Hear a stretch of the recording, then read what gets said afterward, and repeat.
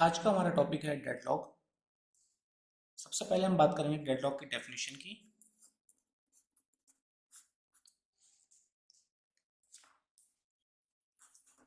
If two और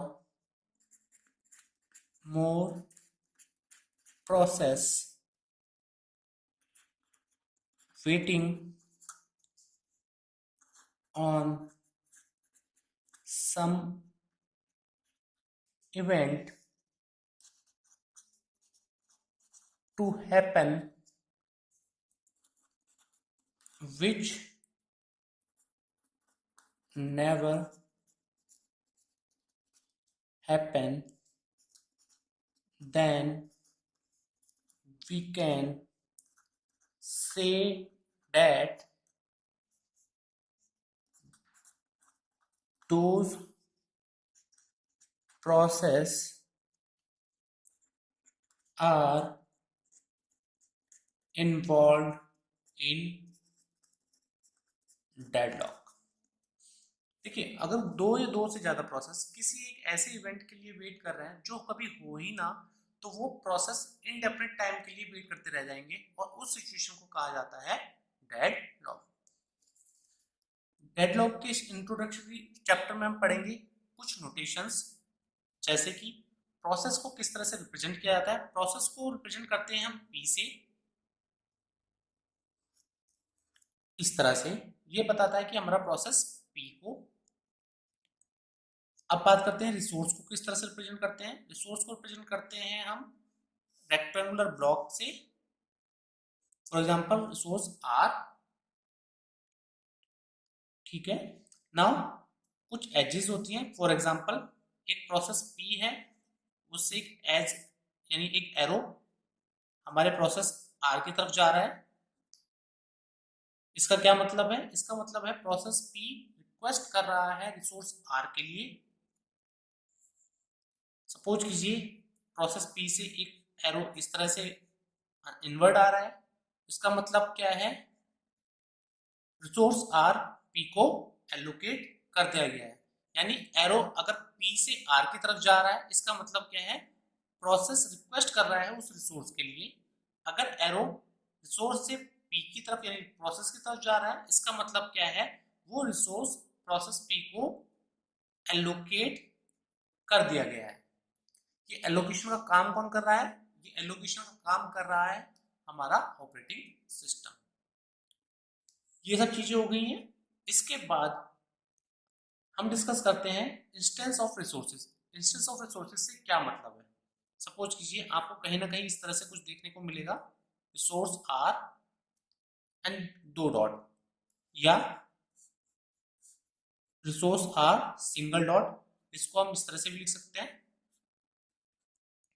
और ऐसा भी देखने को मिल सकता है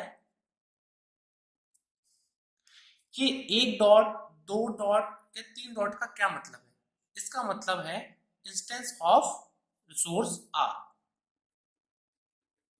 इंस्टेंस ऑफ रिसोर्स आर मतलब रिसोर्स आर की कितनी कॉपी अवेलेबल है। अब कॉपी से क्या मतलब है, इसको जानने के लिए एक छोटा सा एग्जांपल लेते हैं। आप लोग लाइब्रेरी में जाते हैं। सपोज कीजिए लाइब्रेरी में मैं गया और मुझे एक बुक पढ़नी है। बुक ओएस की है, राइटर है गैल्विन। मैं जाता हूँ, बुक लेता हूँ और उसे पढ़ने लगता हूँ। सपोज किसी एक स्टूडेंट और आता है या एक कोई और बंदा आता है, उसे भी ओएस की ही बुक पढ़नी है। अब लाइब्रेरी में ये कंडीशन हो सकती है कि ओएस की एक ही बुक हो, उसी राइटर की, सेम सब्जेक्ट की, या उससे ज्यादा बुक हो। अगर एक ही बुक है तो यानी उस बुक की सिर्फ एक कॉपी है, और अगर एक से ज्यादा बुक है यानी उस बुक की मल्टीपल कॉपी है। अगर मल्टीपल कॉपी है तो वो मल्टीपल कॉपी हम एक से ज्यादा बंदों को दे सकते हैं। अगर एक ही कॉपी है तो हम एक ही बंदे को दे सकते हैं। अब यहाँ पे बुक को समझिए एक रिसोर्स की तरह से, और जो पढ़ने आया है लाइब्रेरी में उसको समझिए एक प्रोसेस की तरह से। अब बुक का एक इंस्टेंस, अगर एक इंस्टेंस यानी एक कॉपी है तो सिर्फ एक ही रिसोर्स की दी जा सकती है।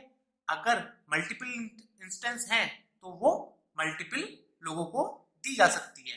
अब यहाँ पे इसका एक इंस्टेंस है, एक इंस्टेंस को हम बिना डॉट के भी रिप्रेजेंट कर सकते हैं। एक इंस्टेंस का मतलब है कि इस रिसोर्स आर को सिर्फ एक ही प्रोसेस को दिया जा सकता है एक टाइम पर। यहाँ पे दो डॉट का मतलब है इस रिसोर्स की दो कॉपी है, यानी इसके दो इंस्टेंस, ये एक टाइम पे दो प्रोसेस को एक साथ एलोकेट किया जा सकता है।